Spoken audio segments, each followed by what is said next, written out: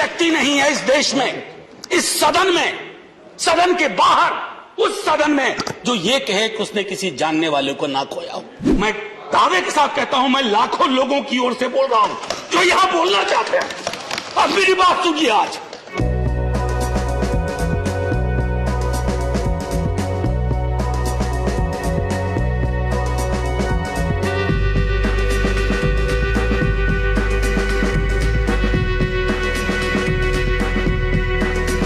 और सबसे पहले माफीनामा उन तमाम लोगों को जिनकी मौत को भी हम एक्नॉलेज नहीं कर रहे हैं, जो हम जान ही रहे हैं कि वो मारे गए।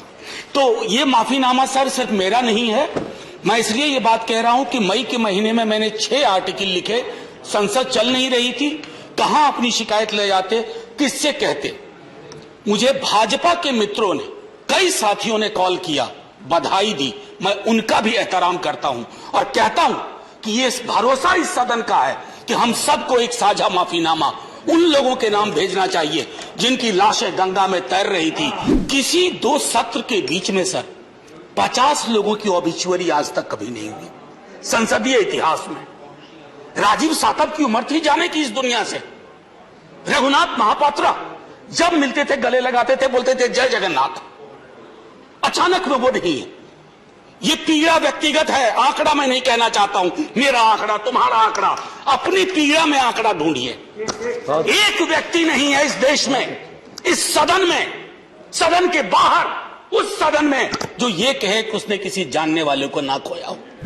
ऑक्सीजन के लिए लोग फोन करते थे, हम अरेंज नहीं कर पाते थे। लोग समझते हैं सांसद है ऑक्सीजन पिछा देगा। 100 फोन में पूरे दिन में शाम को बैठ के देखते थे, सक्सेस रेट 2, सक्सेस रेट 3। हमको कौन सा आंकड़ा कोई बताएगा साहब? हमको नहीं किसी आंकड़े की बात नहीं करनी है। हमें देखना है कि जो लोग गए वो जिंदा दस्तावेज छोड़ के गए हैं हमारे फेलियर का। मैं आपकी बात नहीं कर रहा हूं साहब। आप कहिएगा 70 साल में कुछ नहीं हुआ, मैं उसमें जाना ही नहीं चाहता। ये कलेक्टिव फेलियर है 47 से लेकर अब तक की सारी सरकारों का। क्या बना दिया हमने? मुझे पता नहीं था कि अस्पताल और ऑक्सीजन का क्या रिश्ता होता है सर। ईमानदारी से कहता हूं, मैं मेडिकल बैकग्राउंड से नहीं आता हूं। सुबह से लोगों को दिखता था ऑक्सीजन, ऑक्सीजन, रेमडेसिविर। मैं तो दवाइयों के नाम तक शुरू में सर प्रोनाउंसिएशन चेक किए कि कैसे उच्चारण करूंगा। ये हालत। और तब हम आंकड़ों की बात कर रहे हैं, तब हम ये बात कर रहे हैं थैंक यू फलाना साहब, चिलाना साहब। सर मैं यहां से निकलता हूं, बहुत बड़ा विज्ञापन लगा हुआ है, मुफ्त वैक्सीन, मुफ्त राशन, मुफ्त इलाज। सर एक मिनट, मैंने किसी नहीं, please I don't want my time. मैं किसी दल की ओर से आज नहीं बोल रहा हूं।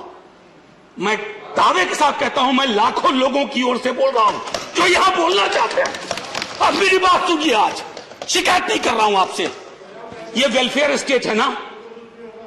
एक साबुन की टिकिया अगर कोई गरीब गांव में खरीद रहा है ना सर, तो अडानी अंबानी के बराबर का करदाता है। आप उसको कह रहे हो मुफ्त वैक्सीन, मुफ्त इलाज, मुफ्त राशन।